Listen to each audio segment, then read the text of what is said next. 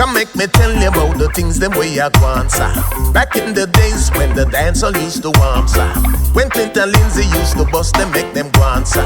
Whole heap of artists Clinton bring come up America. Some never know say Clinton Lindsay. Hi, welcome to Now You Know with Clinton Lindsay. And it's been a while I haven't made a new video, but here we are now. And today's video is very interesting because it's the story of Shabba Ranks. Now, by 1987, I had become very close friends with Delroy Wilson, legendary singer Delroy Wilson. First met Delroy Wilson in 1983, and we became very good friends. Whenever I'm doing a show, I would give him first option if he wants to be on the show or not. So we became good friends. A couple of years after that, before 1987, his wife Cecilia Wilson was promoted to promotion director at Tough Gang Records, which means it was part of her duty to make sure the radio stations in Jamaica and disc jockeys that come into Jamaica from whatever part of the world are given promotional copies of records that being distributed by Tough Gang Records. She and I have this deal, this understanding that whenever I come to Jamaica, I would call her and let her know I'm in Jamaica and I'm leaving whatever day I'm leaving, so she could get to put a package for me. When I'm leaving on the way to the airport, I'll stop by and pick them up. So in October of 1987 was no different from the previous years. I think that particular time I'd gone over to their house in their home in Portmore to yell up Delroy and so on, and let her know I'm here and I'm leaving the Thursday. So in October of 1987, I did the regular thing, drove up to Tough Gang, and I went inside. When I came back, got in the car, and before I could even start the car, Ivan, my assistant, said to me, "Don't look now, but you see a boy over there's a him named Shabba Ranks." And I said, "Oh, yeah, I've heard of him. I've played one or two of his songs." He said, "Yeah? So you should hear what he was saying about you." I said, "Say about me? Oh, I've never worked with him. I have no relationship with him. What could he say about me?" So while all that discussion going on, I'm trying to reverse the car and at the same time to take a look to see what he looks like. Now there was a juice man out by Tough Gang. He had a little hand cart. He used to sell beer, box juice, Rizzler, bun and cheese, those little things. Because when artists or people come to Tough Gang and they get a break from recording, I guess they will go out there and get lunch or whatever to eat or drink. So I've seen that man several times. And she said to me that the man was, when I was crossing the street, the man was pointing me out to Shabba, saying, "You see a man there? That's the man you need to know. That's the man that taking all the artists them to America." She said, Shabba said on the top of his lungs, "Oh, you see me, the man that now carry me go foreign, man. So me black and me ugly. The man that now carry me go foreign." And I said to her, "He said that?" He said, "Yeah, that's what he was saying, that me now carry him because him too black and ugly." I said, "Wow. What if he said that about me? Me and him never work. I used to play earlier on, maybe a year earlier. Earl Moody from Moody's Records gave me maybe 2 or 3 12-inch records to saying that his friend Bobby Digital was trying his hand at producing, and that he heard was asking me if I could play these songs for Bobby. And it so happened that 2 of the songs I remember, one was Neagle Eye Pum Pum, which I wouldn't play, not fit for ear play, and the other one was Live Blanket, and that was Shabba Ranks. So I played Live Blanket maybe for a month or so, didn't get no real vibe on it, and that was it. So I was very familiar with his name at that time. So for him to say that me now, okay, I'm going foreign because I'm black and ugly. That really hurt. You know, I didn't know there were people that saw me as such that I'm gonna take an artist because I'm good looking and light skinned and the one that's black and ugly. I wouldn't. So it kind of hurt me. While I was reversing and, you know, trying not to look, because she asked me not to look, what the image I saw for the split couple of seconds, I saw an image of a young man stooping down on the ground, what appeared to be a piece of stick playing in the water that was running off from the juice man cart. You know, you have ice and the water was running down. And I saw like he was just playing in the water, and that's the image I saw. I locked in that image. Now, I went to the airport, got on the plane, and in those days, they used to serve breakfast, lunch, and dinner. So after dinner, and it was in the evening, at the time also, Jamaica was on daylight saving time. So after dinner, I was just sitting, looking at the cloud, looking at the sunset, and I'm like, wow, I can't believe, oh, him for say that. Oh, him said that about me. Oh, him for say that, and I've never worked with him. And it really hurt me. It really, really hurt me to know a brethren think that of me. Anyhow, I couldn't wait to get back to Ivan. As soon as I think the next day, once I got in, next day I called her and said, Ivan, do me a favor. Go find Shabba Ranks. I think it was called Shabba Rankins at the time. And get his information. She said, really? After what I'm about you work with him? I said, yeah, I'm going to work with him. I said, wow. I said, after all him set you up, I said, yeah. Anyhow, I said, just go find him and get his information. In those days, an artist like Shabba really don't have a name, but I will get their information, put it on file, and when I'm doing a big name, I would put that artist with that big name. So wherever the big name goes, the artist will go as an opening actor. I did the same thing with Papa Sanders. When I brought Papa Sandy, no one knew of him, but I brought him with Charlie Chaplin, who had the big name, and then I brought San with Charlie Chaplin. So I told her to go and find him. Days later, she called me with the information. So she found him. I said, oh really? Good. She said, yeah, but him have a problem. I said, he has a problem? Like, what kind of problem? She said that he has a red stamp in his book, in his passport. I said, a red stamp? How did he get that?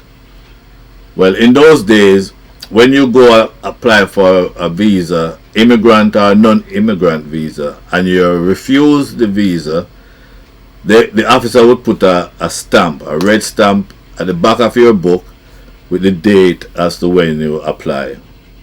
And you can't go back in that embassy for another year. And when you do, if you do, then your circumstances will have to be much better than what it was when you first went in. So most people don't want that, who don't want a red stamp. Then I asked her, how did he get it? He said, a promoter in New York named David Levy. I'm like, David Levy? No, that's David Levy. David Levy. Sent him a flyer to take it to the embassy to tell him that he wants a visa to come to work at the Underground, which was the club David was managing at the time.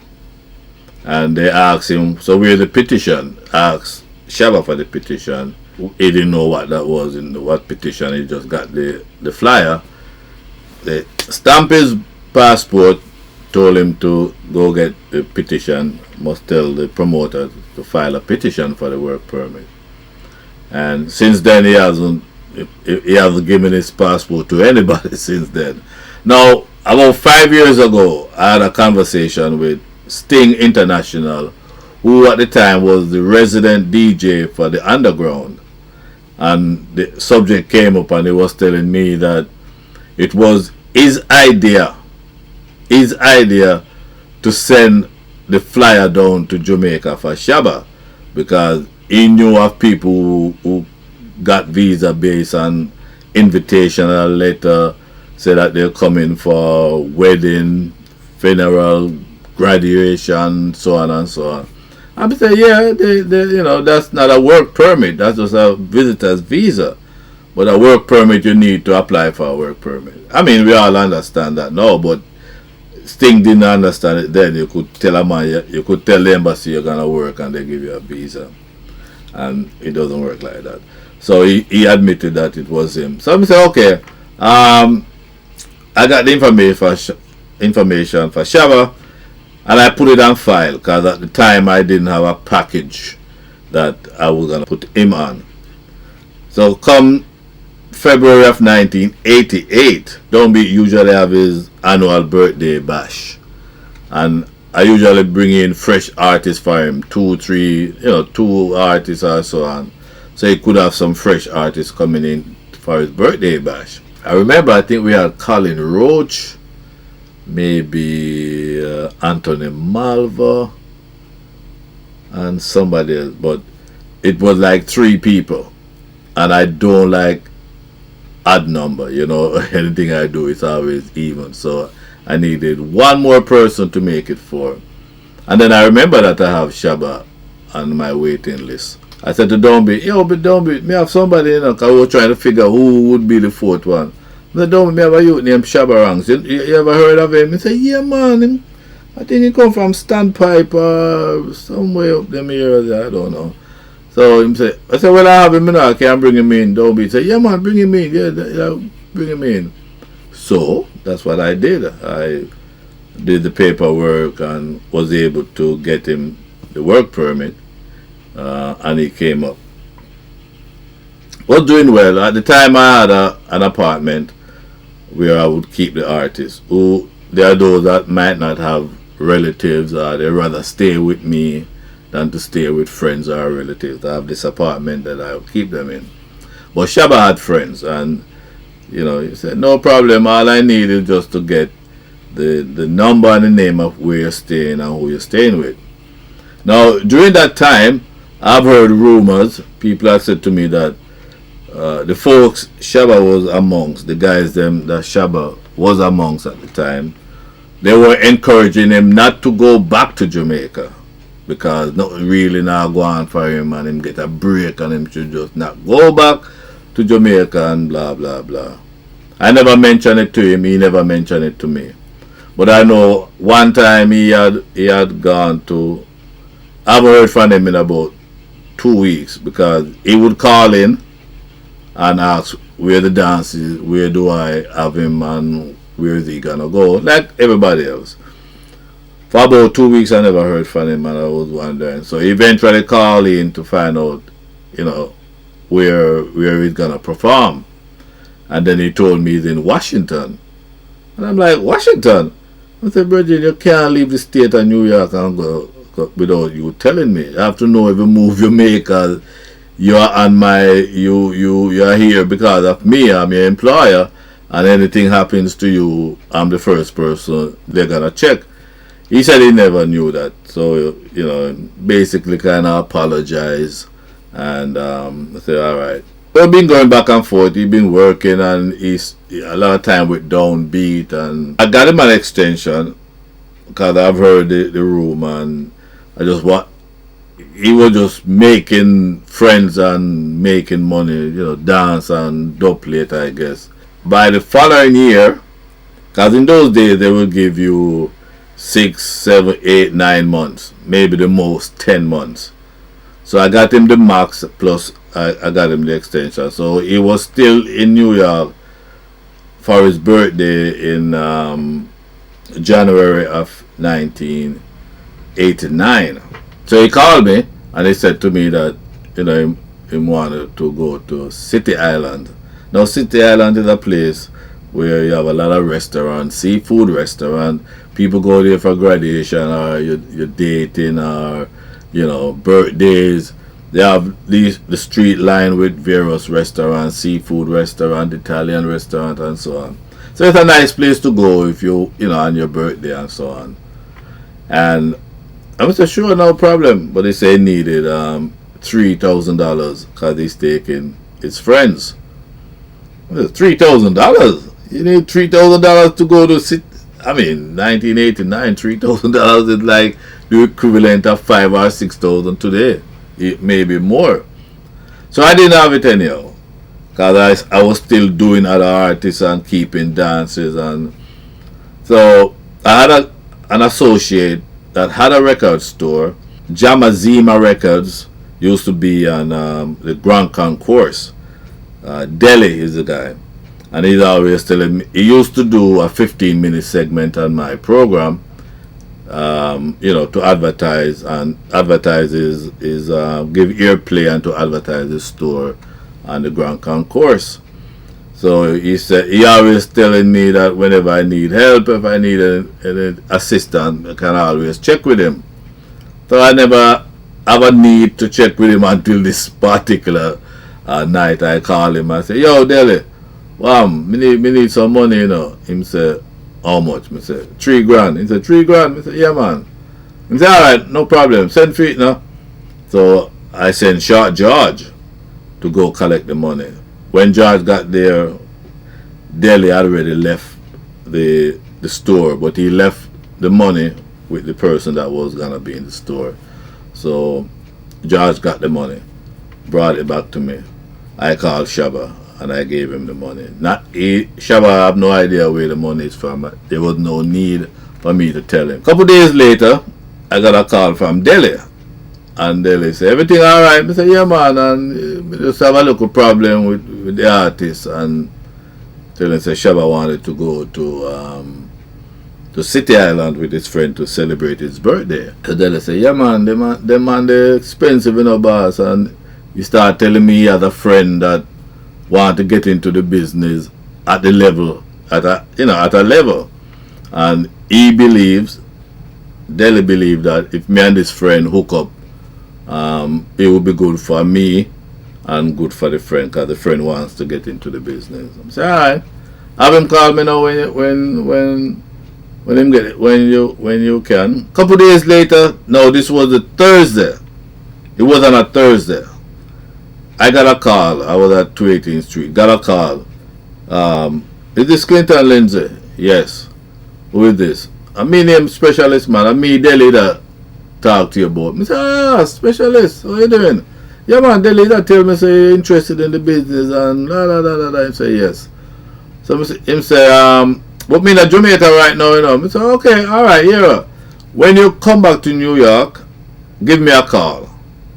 Alright, when you come back to New York, give me a call and we can sit down and discuss the possibilities. By the Friday evening, I was out on the veranda talking, and I saw this, I think it was a black BMW drove up. Somebody came out. Where's the Clinton Lindsay live? And I say, yeah, man, I mean this. And he say, I mean, I say, you who? He say, specialist. I say, specialist? But I talked to you yesterday, you was in Jamaica. I say, yeah, man, but this is important, so him just fly out immediately. I say, alright. So he came upstairs and we went in the kitchen and we sat down and we talked. And, he said that he would love to be involved because he heard about the thing with Shabba and he would really like to work with me and Shabba. I said, not a problem, because I was still doing other artists, still doing bookings, and I could use that help with Shabba, especially Shabba. We started working together and I laid down the rules, not rules, but the foundation as to how we're gonna do it. And I said, you gotta deal with him, but you let me know every move you're gonna make. I need to know, because still Shabba was still on my work permits, so I'm still responsible for his whereabouts, where he goes, and so on. Before Specialist came into the picture, Shabba had gone back down to Jamaica. And when he went down, that's when the recording and every producer was like, involved with him and involved on. He was all these songs for Bobby Digital, Augustus Clark, and Jammies, and all these songs just keep coming out. So when I got involved with Specialist now, it was just the right time, because his demand was increasing, Shabba's demand. And Specialist was there to handle that part for me. And eventually, as more responsibility goes over to Specialist, less come to me because I'm still working the other guys them. And Specialist and I agree that he will take control of of Shabba, and I will continue to do the other guys them. But the thing with Specialist, whatever he was doing, he started to get big dates and California and the tour and they're all over the place. He would come to me and show me the itinerary. This is where we're gonna go and la la la. This is what we're gonna get for this place and that place and that place. And I caution him about make sure when you're giving the artist any advance or you're paying for anything or you want money to do this, you make sure him sign for it. Like him sign a receipt, so he knows that if he gets $1,000, yeah, he signed a receipt. So when he start making money, the money start coming in, you can deduct your whatever you give him advance. Because artists quick to call you a thief when you give them advance and know you're taking it back from what they earned. Them say, oh, you're a thief. So me don't know that. I saw them say they don't understand. I told Specialist to make sure. He say, yeah man. And he did that. So wherever they went, I would know, and he would tell me. And they're going to, to California. They're going to Texas, Hawaii, wherever. Now, Specialist, he formed his own company, and he had some relationship that was guiding him, and those relationship was guiding him to Sony. And Shabba signed to Specshang, which is Specialist company, was gonna be signed to Sony for distribution. When Specialist got signed to Sony, naturally Shabba was part of that. And up to that point, I was still doing his paperwork. When he went to perform with us in your hall magazine, I was still involved, but not as much as Specialist. He was the one setting all of that.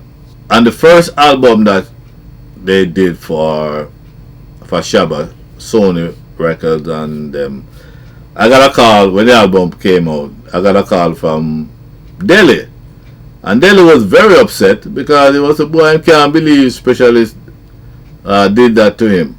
I said, did what? Not to him, but to us. I said, did what?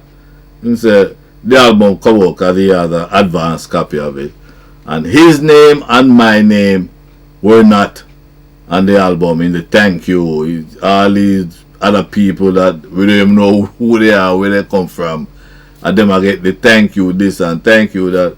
And I asked him, did you talk to Specialist about it? Him say, yeah, Specialist say that typo and they overlook it, and and the next batch of albums that's coming out, the correction will be done. The correction. So I call Specialist. Hey, Specialist, what do you mean you leave out my name and Delhi's name? Him telling me the same foolishness, which I didn't believe, because somebody have to approve the final print before it goes, the final work and all the information. Someone has to approve it, and I can't imagine anybody else approving that other than Specialist. But that was the story, and that was the first album that Shabba won the Grammy with. So as Shabba grew in status with Specialist started to sign other artists to his label: Richie Stevens, Patra, Mad Cobra, Dirtsman, Diana King, and all those people. But Shabba was the driving force. And whenever Specialist has any great idea, he would run it through me and say, yo, what do you think about this? And I would like, if it can work, why not? For example, Shabba at the time was the highest paid artist to appear at Sunsplash. I believe it was $1 million. And he was going to arrive in an helicopter. You remember that? And as a Specialist, where do you get these ideas from? And he said, well, I just have them in the head. And I said, well, if it can work, if you can execute it and it can work, go ahead. Then he came back another one when Shabba was going to perform at Sting and have Sony video camera people them there to shoot that performance. and Shabba would arrive in the Governor General's limousine, driving around the stadium. I think it was at the National Stadium. I said, what? He said, yeah, that's an idea. But all right, Mr. Listen, if you can be executed and you can do it, go ahead and do it. So all of these things, specialist was involved. We have an understanding that locally, when he's gonna book Shabba anywhere locally, he will let me know, give me a heads up, because there are some people that not that I didn't want Shabba to work with them, but if they were offering Shabba $2, I wanted specialists to charge them $4, because you have people there that didn't want to help with Shabba, and it was just me and my colleagues, Clive Hudson, Donald Laws, and David Levy, and those people. But you have established radio people that didn't see. So I don't want them come and get the price where I would give Shabba to for, let's say, David Levy. Nah, them guys, they must pay. So we have that understanding with specialists that he will let me know, and so be it. That's how we operated. So it went on till the point where Shabba became this big artist. I remember Nick from Act 3 Club, nightclub in the Bronx. He had called me to say if we could get a date. Then I tell specialist, I asked him for the date and said, listen, specialist, I want to give Act 3 a date with Shabba for X amount. And said, no problem, that's the agreement, and we did that. Even when we did Shabba up in Hartford, the first time Shabba went to Hartford. Anyhow, so we had that relationship, and the first one we did in Hartford, I got dates for him there, and we started to work, and then Shabba got bigger and bigger, while I'm still working there, continue booking other artists coming in. Now, over the years, I've heard stories of who brought in Shabba, who this Shabba, who that Shabba. And let me tell you one thing. All of that, not true. Not true at all. Nobody responsible to bring Shabba to America but me. If I should give credit to anybody that helped me with that, would be Yvonne Spencer, because she was the one who told me what Shabba said, and she was the one who went out there and found him and got the information for me. She didn't have to tell me what Shabba said. I could have gotten back in that car, started the car, reverse, and go about my business. I wouldn't even be looking over by where the juice man was, because she didn't have to tell me. But she told me, and that thing rode on my conscience. It bothered me to know that somebody could say, "Ooh, you so me black and ugly. Me and man in our care, me go a foreign." So believe nobody, anybody, and I don't care who, anybody here and say them bring or have anything to do with Shabba coming to America. That's it for this episode of Now You Know.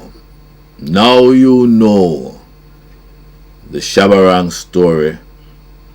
Until next time, don't forget to subscribe, don't forget to comment, and spread the word of Now You Know. And now that we are back, you're going to be getting more stories as time goes by. Until next time, you take care. Now you know. Clinton Lindsay, a promoter. Bring up the biggest set of artists from Jamaica. Like Super Cat and Mr. Early be the doctor. Only for artists, no for them, me can't remember. Who can remember when them used to keep Jamaica? The kind of show that used to give out no for water. To reggae artists.